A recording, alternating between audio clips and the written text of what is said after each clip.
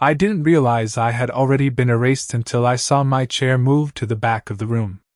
The conference table in Richard Hale's office was long and polished, the kind of dark wood my husband Thomas had always admired, and for a moment I stood there quietly, holding my purse with both hands, trying to understand why my seat, the one beside him, the one I had taken for nearly 30 years at every important moment, was now occupied by his mother.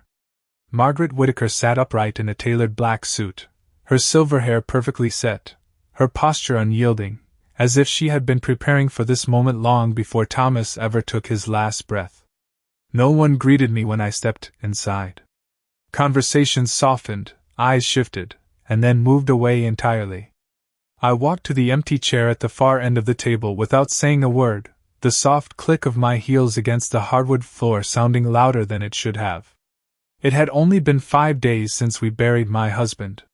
5 days since I stood at his graveside in the cold April wind, clutching the folded flag they handed me, trying to convince myself that the silence beside me was temporary. But this silence felt different. This silence had intention. Richard cleared his throat gently, shuffling the documents in front of him, but before he could begin, Margaret leaned forward slightly, placing her gloved hands on the table with deliberate precision. "Before we start," she said, her voice calm but carrying enough authority to still the room, "I think we should all be clear about something." I felt my fingers tighten around the strap of my purse, though I kept my expression still. I had learned over the years that reacting too quickly in this family only gave them something to push against. "Everything Thomas built," she continued, her gaze sweeping across the room before settling briefly on me, "belongs to his real family." The word real hung in the air longer than it should have. No one challenged her. Not his younger brother Daniel, who sat 2 seats away pretending to study his watch. Not his niece Caroline, who suddenly found great interest in the pattern of the carpet. Not even Richard, who shifted uncomfortably but said nothing yet. I lowered myself into the chair at the end of the table, smoothing my black dress over my knees, feeling the distance measured not in feet, but in something colder, something final. "Thomas would have wanted it that way," Margaret added, her tone softening just enough to sound reasonable, almost gracious, as if she were doing me a kindness by saying it gently. I nodded once, slowly, not because I agreed, but because I understood what was happening. This wasn't just a reading of a will. It was a declaration. A quiet rewriting of history where I no longer belonged in it. I glanced down at my hands resting in my lap, at the thin gold band on my finger, worn smooth from decades of being there, and I remembered the way Thomas had held my hand the night before his surgery last year, the way his voice had trembled just slightly when he said, "You've always been the one who stayed." That memory sat quietly inside me now, steady and warm, even as the room around me felt colder by the second. Margaret shifted in her chair, crossing one leg over the other with effortless composure. "You were comfortable, Eleanor," she said, finally addressing me directly, her tone polite but edged with something sharper underneath. "No one is denying that. But comfort is not the same as legacy."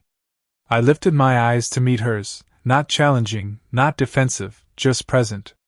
It was a look I had practiced without knowing I was practicing it, one that said I was listening, even if no one else was willing to hear me. "Thomas's name," she continued, "his assets, his properties, they carry the Whittaker bloodline. And that matters." There it was. The line drawn clearly, cleanly, without hesitation. I was on the other side of it. I could feel the room settling into that version of the truth, the one where I was an attachment, an afterthought, something temporary that had simply lasted longer than expected. Richard finally spoke, his voice careful. "Mrs. Whittaker, perhaps we should allow the will to speak for itself." Margaret gave a small, measured smile, the kind that never quite reached her eyes. "Of course," she said. "I'm simply ensuring we begin with clarity." I exhaled quietly, the breath leaving me slower than I realized I'd been holding it. Clarity. That was one word for it. I looked again at the distance between my chair and the head of the table, at the space where I had once belonged without question, and I understood something with a calm that surprised even me. They had already decided who I was in this story. They had already decided where I would sit, what I would receive, and how quietly I would leave. And for a brief moment, as Richard reached for the sealed envelope in front of him, I let them believe it would be that simple.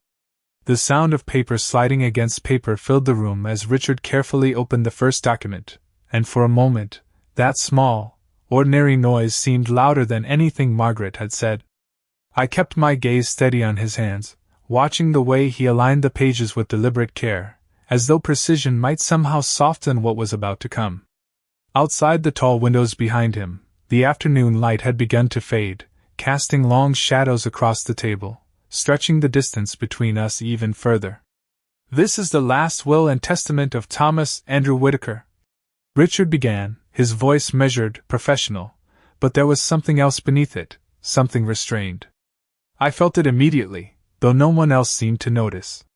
Margaret leaned back slightly in her chair, her expression calm, almost satisfied, as if she had already heard every word that was about to be spoken. "Dated 6 months prior to his passing," Richard continued. Daniel shifted in his seat, crossing his arms, while Caroline adjusted the sleeve of her blouse, her movements restless in a way that betrayed more curiosity than concern. I remained still. I had learned that stillness could be a kind of shield. "To my mother, Margaret Whitaker," Richard read, pausing briefly before continuing. "I leave my personal collection of antique watches." Margaret's lips curved into the faintest smile, subtle but unmistakable, and she gave a small nod, as though this confirmed something she had always known. "To my brother, Daniel Whitaker, I leave my shares in Whitaker Holdings, totaling 20%. Daniel exhaled softly, a quiet release of tension, and leaned back further in his chair, his posture loosening with quiet relief. The room began to shift, almost imperceptibly, as each line seemed to settle into place exactly where Margaret had expected it to. I felt their confidence growing, filling the space, pushing outward. "To my niece, Caroline Whitaker, I leave my downtown condominium on East 57th Street. Caroline's eyes widened just slightly, her fingers tightening around the edge of the table before she quickly composed herself, offering a polite, contained smile. I could almost hear the silent calculations happening around me, the way each of them measured what had been gained, what might still be left. No one looked at me. Not yet. Richard turned a page, his expression tightening just a fraction before he continued. "To my wife, Eleanor Whitaker." The words hung there for a moment, and for the first time since I had entered the room, every eye shifted in my direction. I did not move. I did not change my expression. I simply waited. "I leave my gratitude for the years we shared." The sentence landed softly, almost gently, but its meaning cut with a precision that did not require volume. There was a pause, brief but heavy, and then I heard it, the quiet sound of someone exhaling across the table, followed by the faint scrape of Margaret's chair as she adjusted her position. "Well," she said, her voice light, almost sympathetic now, as though she were comforting a distant acquaintance rather than addressing me. "That seems appropriate." Daniel gave a small, dismissive nod, while Caroline looked down quickly, avoiding my gaze entirely. The air in the room shifted again, this time settling into something colder, something final. I lowered my eyes briefly to my hands, resting in my lap, and noticed how steady they were. That surprised me. I had expected something else. A tremor, perhaps.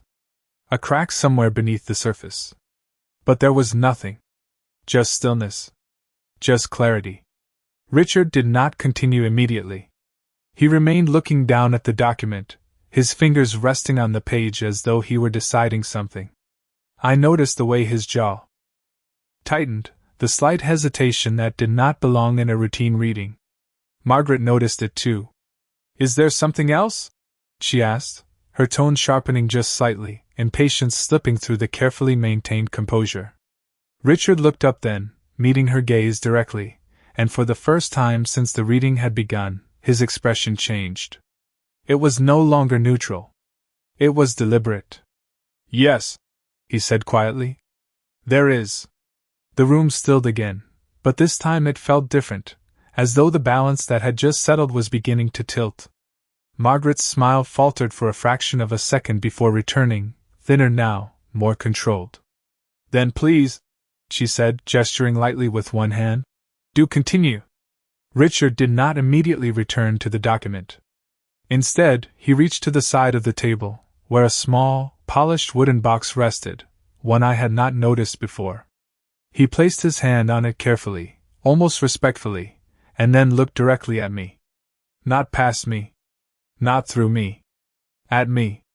Thomas left additional instructions, he said.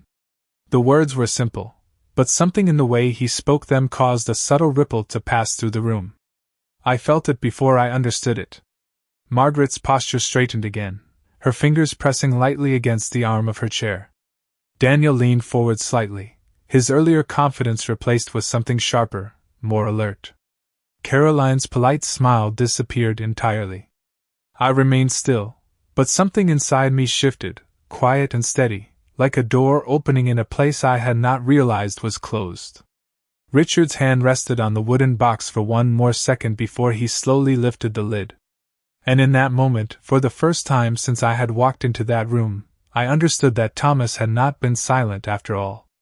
The lid of the wooden box opened with a soft, almost reverent sound, and for a moment no one spoke, as if even the air in the room understood that whatever came next would not belong to Margaret's version of events. Inside the box rested a neatly folded letter, a small USB drive, and a second document sealed in an envelope that bore Thomas's handwriting, unmistakable in its steady, deliberate strokes. I felt my breath slow, not from relief, but from recognition. That handwriting had once filled birthday cards, quiet notes left on the kitchen counter, reminders written in the margins of books we shared. It had never been careless. It had never been uncertain. Richard reached into the box and lifted the letter first, holding it carefully between his fingers before glancing at me again, as if asking permission without words. I gave the smallest nod. Margaret shifted sharply in her chair. "What exactly is that?" she asked, her tone no longer smooth, no longer composed, but edged with something brittle. Richard did not answer her immediately.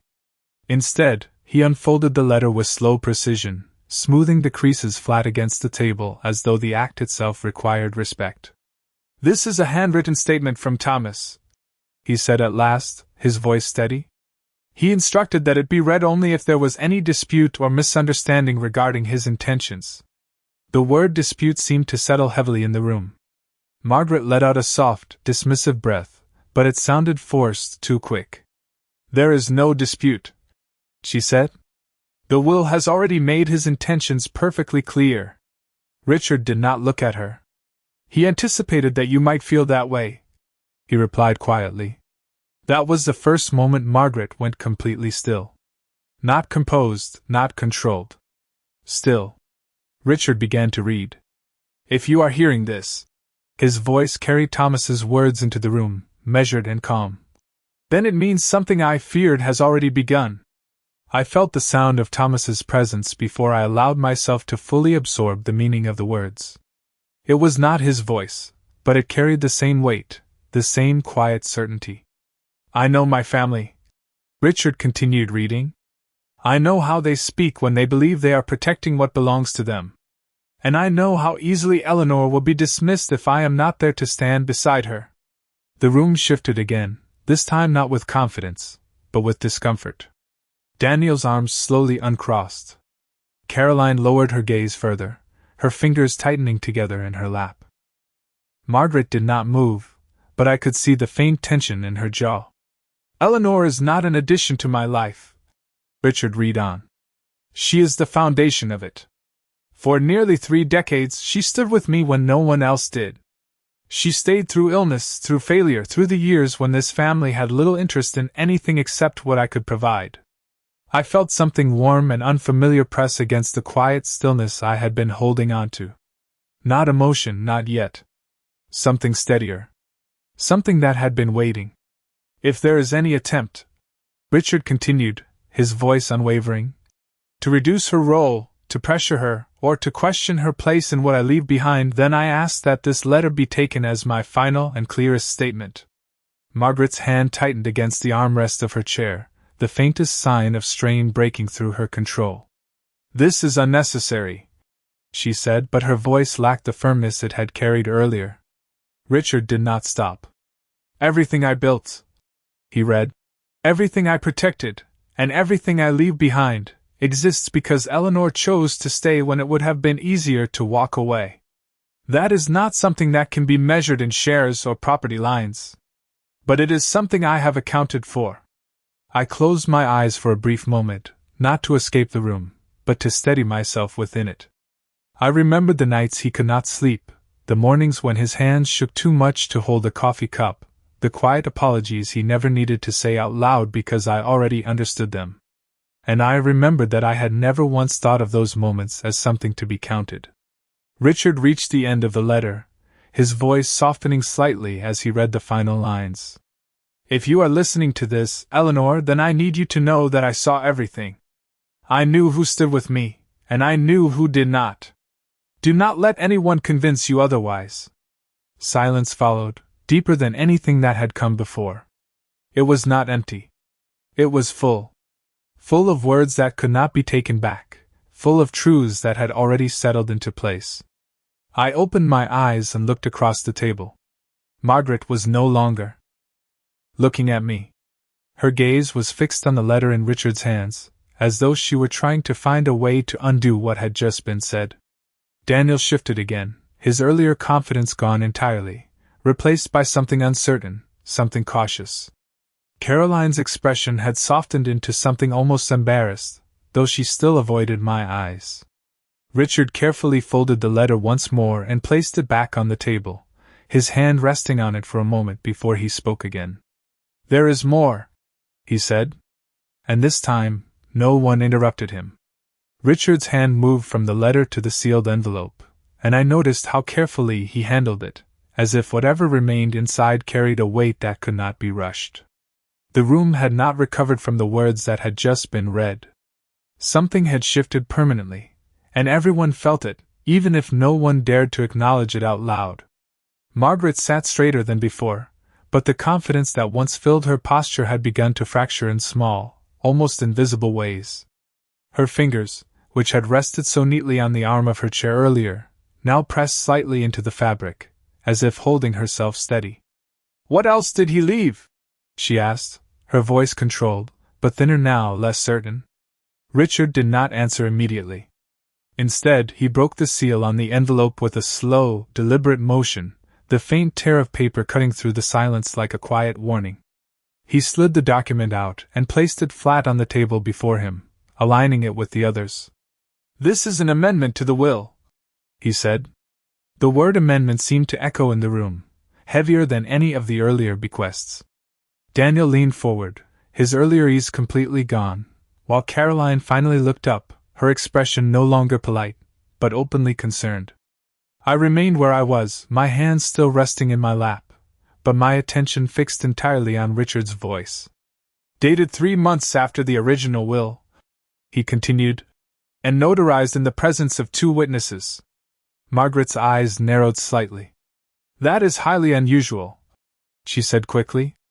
"Why would he need to amend anything if his intentions were already clear?" Richard met her gaze without hesitation. He anticipated that his intentions might not be respected. He replied. The words landed with a quiet finality that left no room for argument. Margaret's lips parted slightly, but no immediate response followed. Richard turned his attention back to the document. "In this amendment," he said, "Thomas establishes what he refers to as a conditional clause regarding the distribution of his primary estate." The phrase conditional clause seemed to draw every ounce of attention in the room. I could feel it, the way everyone leaned inward without moving, waiting for something they could not yet define. "He specifies," Richard continued, "that his primary residence, his retirement accounts, and the remaining controlling shares of Whittaker Holdings are to be transferred in full to Eleanor Whittaker." The words did not strike me with shock. They settled. Quietly. Steadily. As though they had always been waiting for their moment to be spoken aloud. The reaction around the table, however, was immediate. Daniel straightened abruptly, his chair shifting slightly against the floor. Caroline's hand moved to her mouth, her composure breaking for the first time. And Margaret did not move at all. For a brief second, she simply stared at Richard, as if the meaning had not yet reached her. "That is not possible," she said finally, her voice low, controlled, but edged with disbelief. "You just read the will. He left her nothing." Richard did not raise his voice. "The amendment supersedes the previous allocation," he said. "It becomes the governing document in matters where it applies." Margaret shook her head once, sharply. "No," she said. "No, there must be some mistake. Thomas would never." She stopped herself, the sentence unfinished, as if even she could not decide how to complete it without contradicting what had just been revealed. Richard's expression remained calm, but firm. "There is no mistake." He placed his hand lightly on the document, as though anchoring it in place. "And there is one additional provision that accompanies this amendment." The room tightened again. I felt it in the stillness, in the way even the smallest movement seemed suspended. Thomas included a clause, Richard continued, "that is activated under specific conditions." Margaret's gaze sharpened immediately. "What conditions?" she asked. Richard did not look at her right away. He glanced briefly in my direction, then returned to the document. "If any beneficiary attempts to challenge, diminish, or pressure Eleanor Whittaker regarding her entitlement to the estate," he read, "then that individual's inheritance is to be immediately revoked and redistributed according to the discretion outlined in this amendment." The silence that followed was different from the ones before. It was not heavy. It was precise. Margaret's hand tightened visibly against the armrest now, the control she had maintained slipping in small, undeniable increments. "That is absurd," she said, though the strength behind her words had weakened. "You cannot expect anyone to accept such a condition." Richard's response was quiet, but unyielding. He did not ask for acceptance. He documented his decision.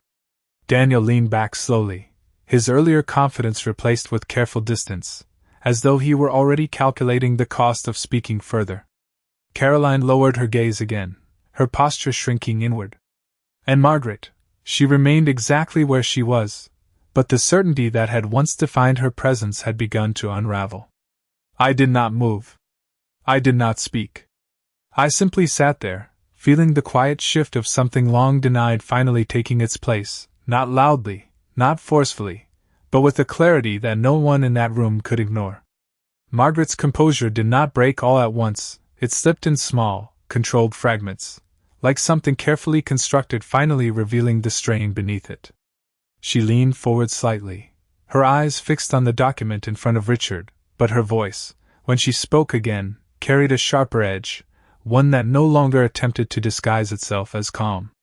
"This is manipulation," she said. "Thomas was not in a position to make rational decisions in his final months." The words hung in the air, deliberate, calculated, chosen with care. Daniel did not immediately agree, but he did not disagree either. He shifted in his seat, his silence now more cautious than neutral. Caroline looked up again, her expression uncertain, as if she was waiting to see which direction the room would take before deciding where to stand. Richard did not respond right away. He simply watched Margaret for a moment, as though measuring not her words, but her intent. "The amendment was signed and notarized 3 months before his passing," he said evenly. "At that time, Thomas was evaluated and deemed fully competent to make legal decisions." Margaret shook her head, but slower now, less certain. "Competent on paper does not mean free from influence," she replied. And for the first time, her gaze moved directly to me again. It was not the same look as before. It was sharper, searching, as if she were trying to find something she could use. "You were always close to him," she continued, her tone tightening. "Closer than anyone else. It would not be difficult to guide his thinking in a certain direction." The implication was clear, even without being stated outright. I felt it settle in the room, waiting to see if I would respond, if I would defend myself, if I would break the stillness I had held on to since the beginning. But I did not move. I did not speak. I simply looked at her, calmly, steadily, without offering her anything she could shape into a reaction. The silence stretched just long enough to become uncomfortable. Margaret's eyes narrowed slightly. "You are not even going to deny it?" she asked. Her voice carried a hint of disbelief now, as though my lack of response unsettled her more than any argument could have. I lowered my gaze briefly, not in submission, but in quiet consideration, and then looked back at her. "I do not need to," I said softly. My voice was not loud, but it did not need to be. It carried just enough weight to settle where it needed to. Richard continued before Margaret could respond. "There is one more component to the clause that must be addressed," he said, returning his attention to the document. "Thomas included a specific instruction regarding personal items of significant sentimental value." Margaret straightened again, her focus snapping back to the paper. "Such as?" she asked quickly. Richard glanced down. "The wedding ring currently worn by Eleanor Whittaker," he read. Margaret's lips pressed together tightly. "That ring has been in this family for generations," she said immediately. "It was never meant to leave the Whittaker line." Richard did not look up. "Thomas explicitly states that the ring is to remain with Eleanor, and that any attempt to reclaim it on the basis of family tradition is to be considered a violation of the clause." The precision of the wording left no space for interpretation. Margaret's hand tightened further, the control she had tried to maintain now visibly strained. "This is unreasonable," she said. "Family heirlooms are not subject to personal sentiment." I lifted my hand slightly then, just enough for the light to catch the ring, the gold worn smooth over years of being touched, held, turned absent-mindedly during quiet conversations. For a brief moment, I remembered the day he placed it there, not in a grand ceremony, but in a small, sunlit room with only 2 witnesses and a promise that did not need embellishment. "It was not an heirloom when he gave it to me," I said quietly. "It was a promise." Margaret's expression tightened further, but she did not immediately respond. The room had shifted again, but this time the tension was no longer centered on me. It had moved. It had settled where it had always belonged. Daniel leaned back slowly, his earlier posture of involvement replaced with distance, as if he had already begun stepping away from something he no longer wanted to challenge.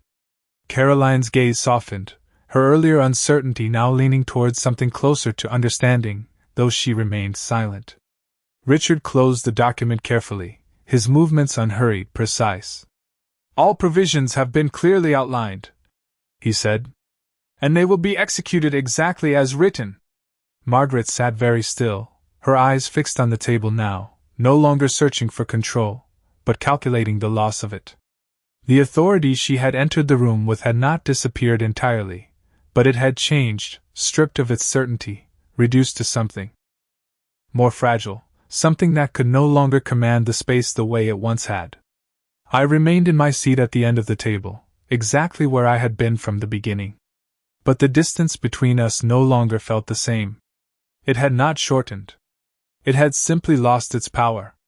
The room did not return to what it had been before, and I realized it never would, because something quiet and irreversible had already taken hold, settling into the spaces where certainty used to live.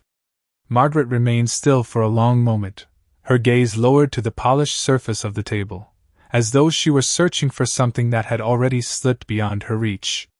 When she finally looked up again, the expression on her face had changed. It was no longer composed in the same deliberate way. It was sharper now, edged with something that had been held back until this moment. "This does not change the fact," she said slowly, each word measured, "that Thomas belonged to this family long before you ever appeared." The statement was not raised in volume, but it carried an insistence that reached across the room. Daniel shifted slightly, watching her more carefully now, while Caroline's eyes moved between us, uncertain, as if she could feel the weight of something final approaching. I did not respond immediately. I let the words settle where they had been placed, allowed them to exist without resistance, without interruption. Then I lifted my eyes to meet hers again. "He chose this family," I said quietly, "but he chose me every day." The difference between those two things seemed to rest in the silence that followed. Margaret's lips pressed together, and for the first time, She did not have an immediate answer. Richard moved then, drawing the attention back to the table as he reached once more toward the wooden box. "There is one final instruction," he said, his voice calm, but carrying a gravity that made even the smallest movement in the room feel deliberate. Margaret straightened again, her posture tightening as if preparing for something she could not yet define. "We have already heard enough," she said quickly. "The documents are clear. There is no need for additional dramatics." Richard did not acknowledge the interruption. Instead, he removed the small USB drive from the box and placed it gently on the table. "Thomas requested that this be played under the same conditions as the letter," he said. "Specifically, if there was any dispute regarding Eleanor's place in his estate." The word place lingered, carrying more meaning than it appeared to at first. Daniel leaned forward slightly, his attention now fully engaged, while Caroline's hands folded tightly together in her lap. Margaret's gaze fixed on the device, her expression unreadable for a brief moment before tightening again. "This is unnecessary," she repeated, but her voice no longer held the same authority it once had. Richard reached for the remote beside him and activated the screen mounted on the wall behind his desk. The soft hum of the system powering on filled the room, followed by the faint flicker of light as the display came to life. For a brief moment, there was nothing but a blank screen. Then the image appeared. Thomas sat in his study, the familiar shelves of books behind him, the same chair he had spent countless evenings in, the warm light of the desk lamp casting a steady glow across his face. He looked older than I remembered in that moment, but not weaker. Not diminished. There was a clarity in his expression that felt unmistakable. "If you are watching this," his voice came through, steady and unmistakably his, "then it means the room I left behind is not as quiet as I hoped it would be." No one moved. No one spoke. Even Margaret remained completely still, her attention fixed on the screen despite herself. "I have spent my life understanding how this family works," Thomas continued. "I know what is valued, what is protected, and what is overlooked." His gaze did not waver, even through the screen, even across time. "And I know that Eleanor has always been the one thing that could not be measured in any of those ways." I felt the words settle into something deeper than sound, something that reached beyond the room itself. "If there is any question," he went on, "about where she stands, then let me make it as clear as I can." He paused briefly, not out of hesitation, but as if allowing the moment to carry its own weight. "She is not outside this family. She is the reason it held together as long as it did." The air in the room seemed to shift again, but this time there was no resistance to it, no attempt to redirect or contain it. Margaret's hand, resting on the arm of her chair, had gone completely still. Daniel's earlier tension had been replaced with something quieter, something reflective. Caroline's gaze lowered once more, but this time it was not avoidance. It was acknowledgement. "Everything I leave behind," Thomas said, his voice unwavering, "belongs with the person who stood beside me when there was nothing to inherit." The screen faded to black a moment later, the soft click of the system shutting down echoing faintly in the silence that followed. No one spoke. There was nothing left to argue, nothing left to reinterpret. The words had already settled where they needed to. I remained seated at the end of the table, my hands still resting quietly in my lap, but the weight that had once defined that position was no longer there. The distance had not changed. The room had not changed. But something else had. Something that no longer needed to be defended, because it had already been made undeniable. The screen went dark, but the weight of Thomas's voice did not leave the room. It lingered in the quiet, settling into every corner where doubt had once tried to take hold. No one moved at first, as if the moment itself needed time to fully arrive, to be understood in a way that could not be undone. Margaret's posture remained upright, but something essential had shifted beneath it, something that no longer held as firmly as before. Her gaze stayed fixed on the blank screen for a second too long before she slowly turned back toward the table. "A recorded message does not override legal structure," she said finally, her voice steady, but the effort behind it was now visible. It was no longer the voice that controlled the room. It was the voice of someone trying to regain ground that had already been lost. Richard did not respond immediately. He allowed the silence to stretch just long enough to make the difference clear. "You are correct," he said at last. "The video does not replace the legal documents." Margaret's shoulders lifted slightly, as though a small portion of certainty had returned. But Richard continued. "It reinforces them." The word landed with quiet precision. Daniel shifted again, but this time he did not lean forward. He leaned back, creating distance, as if he no longer wanted to be positioned too close to what was unfolding. Caroline's hands remained folded in her lap, but her posture had changed. She was no longer waiting to see what would happen. She was watching what had already happened.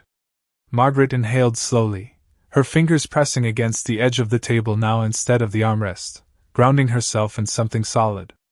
"Then we will proceed according to the documents," she said, her tone measured again, though thinner than before.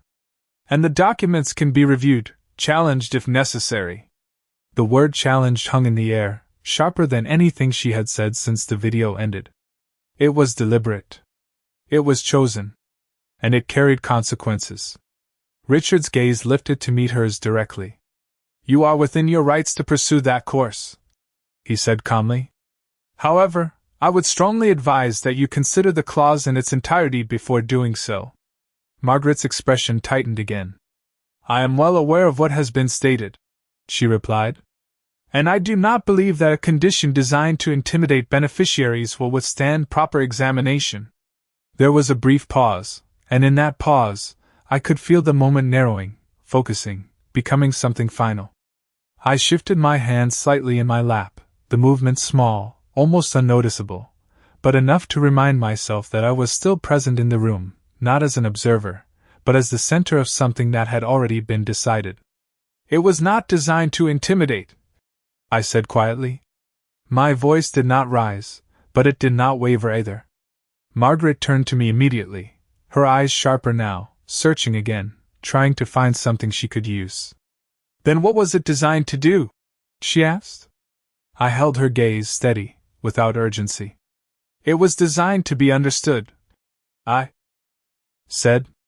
The simplicity of the answer seemed to unsettle her more than any argument would have. For a moment, she did not respond. Daniel looked between us, then down at the table, his silence now complete, as if he had chosen to step entirely outside of whatever remained. Caroline's shoulders lowered slightly, her posture softening, as though the tension she had been holding no longer had a place to stay. Richard closed the folder in front of him, the sound firm, final, drawing a clear line across everything that had been said. "All distributions will proceed as outlined in the amended document," he stated. "Any attempt to dispute or apply pressure will trigger the clause as written." There was no emphasis in his voice.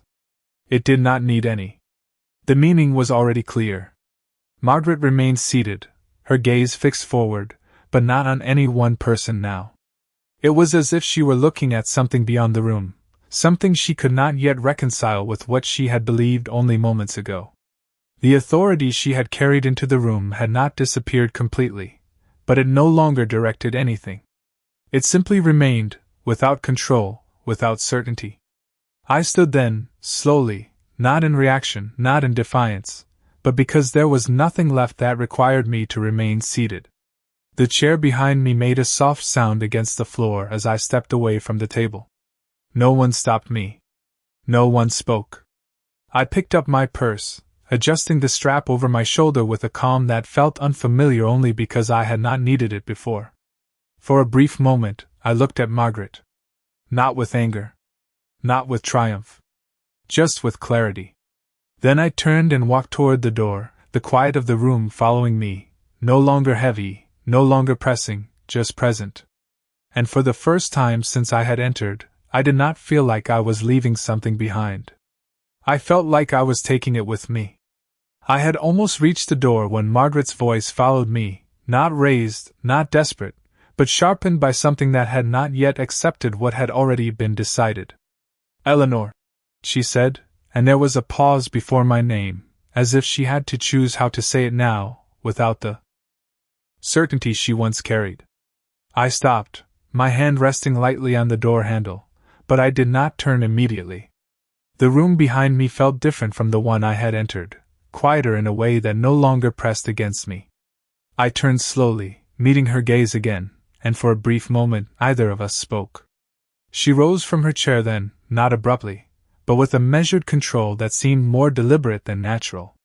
"You may have what the documents say," she continued, her voice steady, but no longer absolute. "But that does not change what this family is." The statement lingered, searching for weight, for authority, for something that could still hold its place in the room. I watched her carefully, noticing the difference now, the slight hesitation behind her words, the way her posture no longer commanded the same space. "No," I said quietly. "It does not." The agreement seemed to catch her off guard. It was not resistance. It was not surrender. It was simply acknowledgement. She studied me for a moment longer, as if trying to understand something that had shifted beyond her reach. "Then you understand," she said, though there was less certainty in it now. I took a small step back from the door, not to return, but to face her fully, to let the moment settle without rushing past it. "I understand that Thomas knew exactly what this family is," I said. "And he decided what it should not become." The words did not rise in volume, but they carried clearly across the room, settling into the space between us with a calm that did not need to assert itself. Daniel looked up briefly, then away again, his earlier distance now complete, as though he had already accepted that whatever remained was no longer his to influence. Caroline's expression softened further, her silence no longer uncertain, but reflective, as if she were beginning to see something she had not allowed herself to see before. Margaret remained standing, her gaze fixed on me, but the force behind it had changed. It was no longer pushing. It was searching. "You will not be able to carry this alone," she said after a moment, her voice quieter now, almost careful. "This estate, this responsibility. It was never meant for one person." I held her gaze steady, without tension. "It was never meant for one person to control," I replied. The distinction settled between us, subtle but unmistakable. Richard remained by the table, his hands resting lightly on the closed folder, observing without interruption, as if he understood that what was happening now no longer required legal language to define it. Margaret's shoulders lowered slightly, the first visible release of the rigidity she had carried since the beginning. For a moment she said nothing, and in that silence, something shifted again, not outwardly, not dramatically, but enough to be felt. "You believe he chose you over all of us," she said finally, not as an accusation, but as a statement she was trying to understand. I did not hesitate. "He chose what he knew was true," I answered. The simplicity of it seemed to settle deeper than anything else that had been said. Margaret's gaze dropped briefly, then lifted again, but this time there was no immediate challenge, no attempt to reclaim the ground she had lost. It was not acceptance, not entirely, but it was no longer denial. I turned back toward the door then, my hand returning to the handle, the cool metal steady beneath my fingers. "Eleanor," she said again, but softer this time, without the sharp edge that had defined her voice before. I paused, not out of obligation, but because the moment itself asked for it. "The house," she said, her words slower now, more deliberate. "It has always been part of this family." I opened the door slightly, letting a thin line of light from the hallway stretch across the floor. "It still is," I said. "Just not in the way you expected." I stepped through the doorway without looking back again, the quiet of the room remaining behind me, no longer something I had to endure, but something that had already been left where it belonged. The hallway felt brighter, though nothing had changed, and as I walked forward, the weight I had carried into that room did not follow. It stayed behind, with everything that had tried to define me without ever truly knowing me. And for the first time in a long while, I did not feel like I was walking away from something that had been taken. I felt like I was walking forward with something that had finally been returned. The hallway outside Richard's office felt unusually quiet, the kind of quiet that did not press against me, but moved with me, steady and unbroken, as I walked toward the elevator at the end of the corridor. The soft carpet absorbed the sound of my steps, each one measured, unhurried, as if I no longer needed to rush past anything or toward anything else. I pressed the elevator button and waited, watching the numbers above the door descend slowly, one floor at a time. For a brief moment, I caught my reflection in the polished metal surface, and I paused, not out of uncertainty, but out of recognition.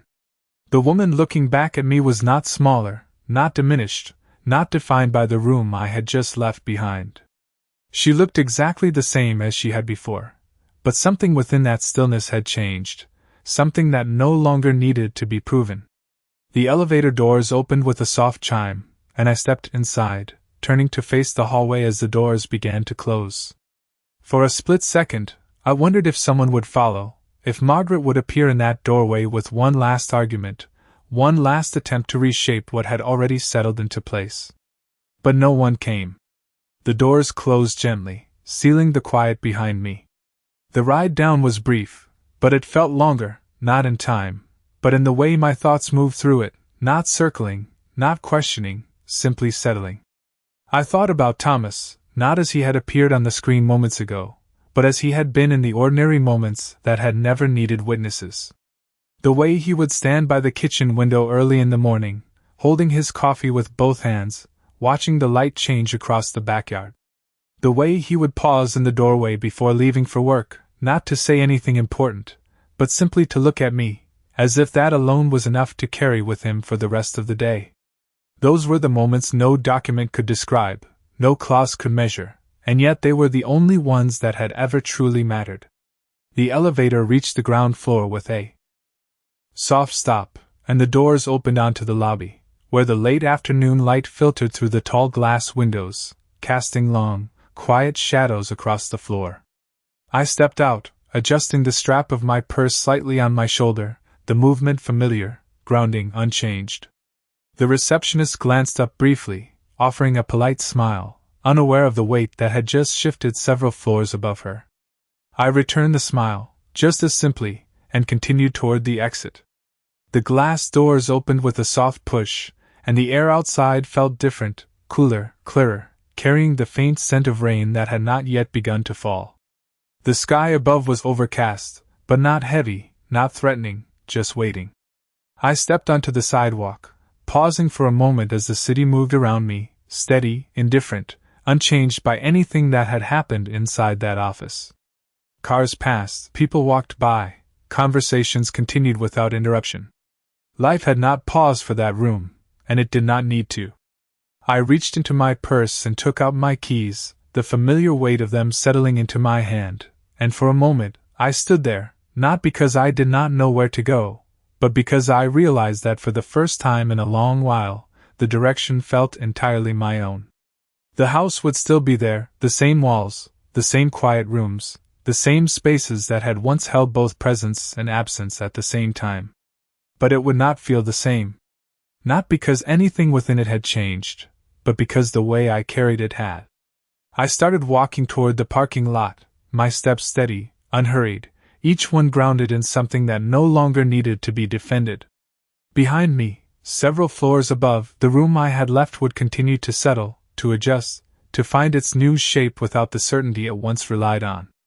Margaret would remain there for a while, I imagined, sitting in that chair that had once defined her place, now trying to understand how something so firmly believed could shift so completely without warning. Daniel would leave quietly, as he always did when something required more than distance. Caroline might linger, not out of obligation, but out of reflection, beginning to see what had always been present but never fully acknowledged. And Richard would gather the documents, close the folder, and return everything to its proper place, because that was what he had always done, not just as a lawyer, but as someone who understood the weight of what could not be undone. I reached my car and unlocked the door, the soft click echoing faintly in the stillness around me. As I opened the door and slid into the driver's seat, I placed my hands on the steering wheel for a moment without starting the engine, letting the quiet settle one last time. There was no triumph in it, no sense of victory that needed to be held onto. There was only clarity, steady and unshaken, the kind that did not demand recognition because it already existed. I glanced once more at the ring on my hand, the gold catching the dim light filtering through the windshield, and I thought of the words Thomas had left behind, not as something that had changed my place, but as something that had revealed it. I started the engine then, the sound low and steady, and as I pulled out of the parking lot and into the slow flow of traffic, I did not look back. There was nothing behind me that needed to be revisited, nothing left unresolved. Everything that mattered had already been said, not in the room I had left, but in the years that had come before it, in the choices that had never needed to be spoken aloud to be understood. And as the road stretched out ahead of me, quiet and certain, I realized that I was not carrying the past with me. I was carrying the truth of it, and that was something no one could ever take away.